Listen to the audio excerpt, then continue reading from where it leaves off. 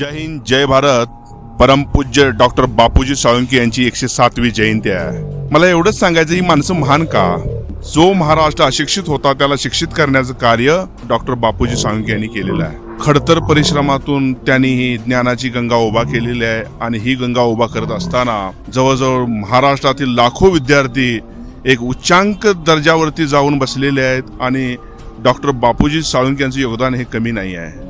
गोष्ट आपल्याला सांगायची आहे ती म्हणजे अशी की डॉक्टर बापूजी साळुंखे मुंबईवरून येत होते आणि त्यांची गाडी आधी त्या ठिकाणी बंद पडली. रात्रीची वेळ होती.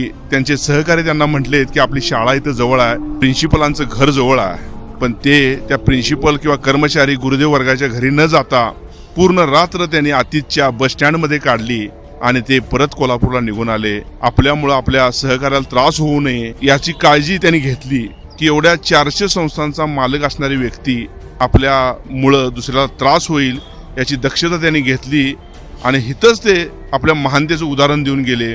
म्हणून ही लोक ही महान आहेत. एवढंच मी आपल्याला सांगतो थांबतो. जय हिंद जय भारत.